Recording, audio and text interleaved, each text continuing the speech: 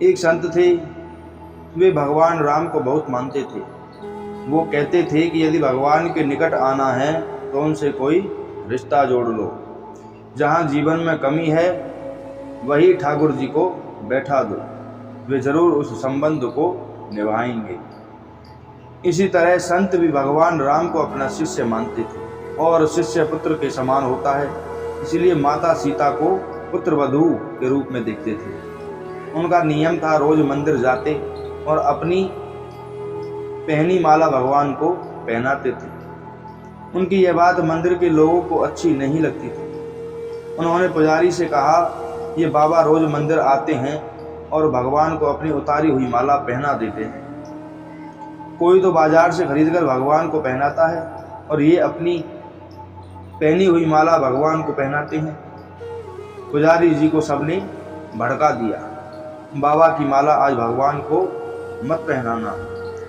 अब जैसे ही बाबा मंदिर आए और पुजारी जी को माला उतार कर दी तो आज पुजारी जी ने माला भगवान को पहनाने से इनकार कर दिया और कहा, यदि आपको माला पहनानी है तो बाजार से नई माला लेकर आइए, ये पहनी हुई माला ठाकुर जी को नहीं पहनाइए। वे बाजार गए और नई माला लेकर आए। आज संत मन में बड़े उदास थे।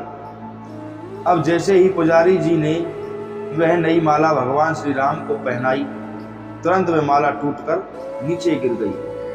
उन्होंने फिर जोड़कर पहनाई, फिर टूटकर गिर पड़ी। ऐसा 3-4 बार किया पर भगवान ने वह माला स्वीकार नहीं की।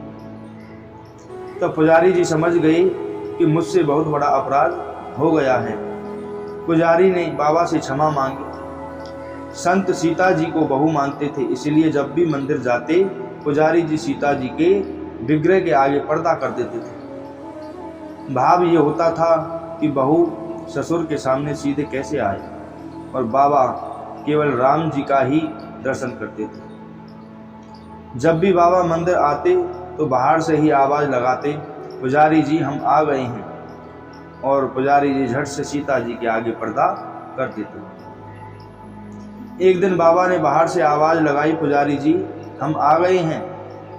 उस समय पुजारी जी किसी दूसरे काम में लगे हुए थे, उन्होंने सुना नहीं। तब सीता जी ने तुरंत अपने विग्रह से बाहर आईं और अपने आगे पर्दा कर दिया।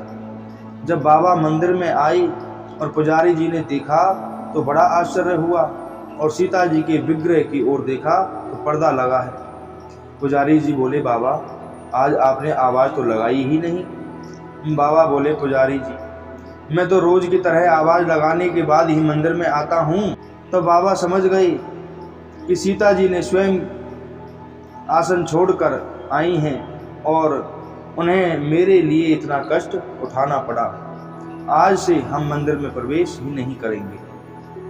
अब बाबा रोज मंदिर के सामने से निकलते और बाहर से ही आवाज़ लगाते, अरे चेला राम तुम्हें आशीर्वाद है, सुखी रहो, चलो जाते हैं। अब सच्चे भक्त का भाव ठाकुर जी रखते हैं और उसे निभाते भी हैं। बोलो जय श्री राम।